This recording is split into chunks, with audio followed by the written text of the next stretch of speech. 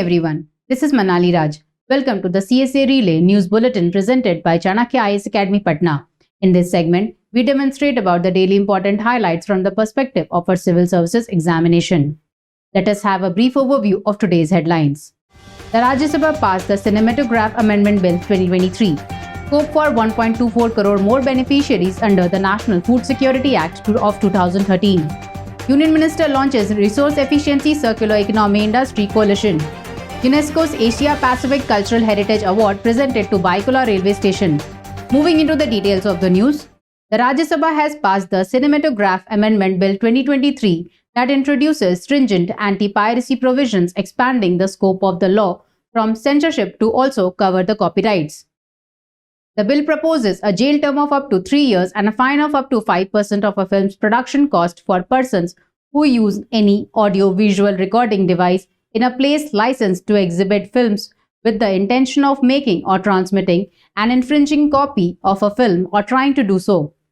The bill seeks to amend the Cinematograph Act of 1952, which authorizes the Central Board of Film Certification to require cuts in films and clear the exhibition in cinemas and on television. A committee of experts chaired by filmmaker Shyam Benegal had in 2017 recommended amendments to the film censorship regime. The graded age classifications are in line with the report of the committee. However, the government has not implemented the key recommendation of the committee that the CBFC's power to require cuts be taken away. There is a scope for identification of 1.24 crore more beneficiaries under the National Food Security Act of 2013. By the state governments in addition to the existing 80.11 crore beneficiaries of the food security law according to the data of Ministry of Consumers Affairs, Food and Public Distribution. If these beneficiaries are identified, they will become eligible to avail of the centre's free food grain scheme, the Pradhan Mantri Garib Kalyan Anna Yojana, which is being implemented from January 1 to December 31 during 2024. The National Food Security Act provides for coverage of up to 75% of rural population and up to 50% of urban population, which at Census 2011 figures come to 8.35 crore persons. The National Food Security Act entitles beneficiaries covered under it to buy food grains at a subsidized rate of rice at Rs 3 per kg, wheat at Rs 2 per kg, and Nutri-Cereals at Rs 1 per kg. However, the NDA government last year decided to provide food grains free of cost to eligible households for a year.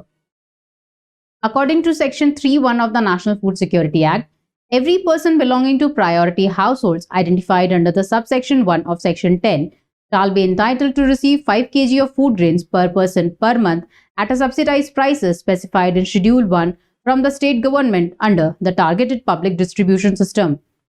Provided that the households covered under the Antyodaya Anna Yojana shall, to such extent as may be specified by the central government, for each state in the said scheme be entitled to 35 kg of food grains per household per month at the prices specified in Schedule 1. Union Environment Minister launches Resource Efficiency Circular Economy Industry Coalition on the sidelines of the 4th G20 Environment and Climate Sustainability Working Group and Environment and Climate Ministers meeting in Chennai. As many as 39 MNCs from sectors such as steel, FMCG, electronics came together to pledge to adopt resource efficiency and circular economy principles to address environmental challenges rising from waste, including plastics, microplastics, e-waste, and chemical waste. The launch of the coalition, which involved signing of the foundational charter and unveiling of the logo, was attended by ministers of 7 countries such as Mauritius, Denmark, Italy, Canada, UAE, France, and the European Union. The coalition would be led by industries and the government would only play a supporting role. In India's efforts to mitigating the burden of plastic waste involves 41 lakh tons of plastic waste that were generated in the country in 21-22, of which 30 lakh tons were allotted to 2,000 old registered recyclers and plastic waste processing unit. Under the Extended Producers Responsibility Guidelines established through Plastic Waste Management Amendment Rules of 2022, 2.6 million tons worth of EPR certificates had been generated by plastic waste processors and around 1.5 million tons of those certificated had been purchased by PIBOs, that is the producers, importers and brand owners, against the 2022-2023 obligations. The event involves discussing environmental issues and promoting global collaboration towards a sustainable and resilient future. The UNESCO award has been given to the heritage Baikola railway station to restore its original glory. China NC, a BJP politician, started the restoration work of the station with the help of heritage conservation architect Abha Lamba and Meenal Bajaj of Bajaj Trust. UNESCO's Asia Pacific Cultural Heritage Award for Baikola Station was presented to Railway Minister Ashwini Vaishnav. In Mumbai, the 169-year-old Baikola railway station is one of the oldest railway stations in India that is still in use. In July 2019, the restoration project of Baikola railway station was started. Baikola was one of the original stations when the Bombay-Thane railway station was inaugurated in April 1853. In 2022, the Chhatrapati Shivaji Maharaj Vastu Sangrahalaya won the highest award of excellence in the UNESCO Asia Pacific Award 2022 for Cultural Heritage Conservation. Some government schemes in the news. Corporate Debt Market Development Fund. The Securities and Exchange Board of India has introduced the Corporate Debt Market Development Fund to prevent financial crisis. The Corporate Debt Market Development Fund is a backstop facility for specified debt funds during market dislocations. The fund is intended to provide liquidity support in the event of financial crisis. It aims to instill confidence among the participants in the corporate bond market and to generally enhance the secondary market liquidity. The proposed CDMDF will have an initial corpus of Rs 3,000 crore contributed by mutual funds. The government has approved a 10-time leverage of the fund, thus CDMDF may raise funds up to Rs 30,000 crore. Contributions to the fund can be done by the specified debt-oriented mutual fund schemes and asset management companies of mutual funds. This fund is guaranteed by the National Credit Guarantee Trust Company, and the backstop facility will be managed by the SBI Mutual Fund. Specified mutual fund schemes will have access to the fund for selling securities during the market dislocations. This access is proportional to the contribution made to the fund at the mutual fund level. Scheme for Financial Assistance for Veteran Artists. The Ministry of Culture administers a scheme by the name of Financial Assistance for Veteran Artists, erstwhile Scheme for Pensions and Medical Aid to Artists, to provide financial assistance to veteran artists of the country of the age of 60 years and above in the form of monthly artist pensions. It has been the endeavor of the government to make continuous efforts to ensure that the pension to the beneficiaries is disbursed in a timely manner.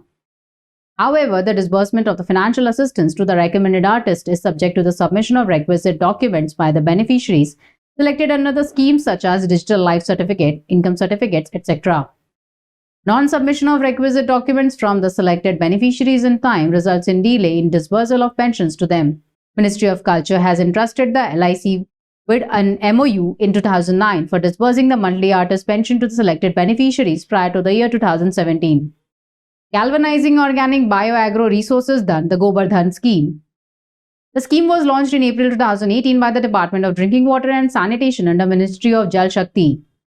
The scheme focuses on keeping villages clean, increasing the income of rural households and generating energy from cattle waste. The scheme is being implemented as a part of the Swachh Bharat Mission Gramin. The Swachh Bharat Mission Gramin comprises two main components for creating clean villages: creating open defecation-free villages and solid and liquid waste management in villages. A unified portal of Govardhan ensures the smooth implementation of biogas schemes, initiatives, and real-time tracking of them. Some news in text. Solar energy capacity achieved by India against the target, that is 70.1 in gigawatts. Another 55.60 gigawatt is under the construction. In 2022-2023, the solar energy-based generation was about 1 lakh million units. The total power generation of 16 lakh million units in the country, including power imported from Bhutan. Share of electricity to be met by India from thermal power plants, that is 76%. This is out of 1,750 billion units in the fiscal year of 23-24 from thermal power units. The electricity will be generated from thermal power plants with an average plant load factor or capacity utilization of 66.90%. That was all for today. Stay tuned to our channel for standardizing your civil services preparation. Thank you.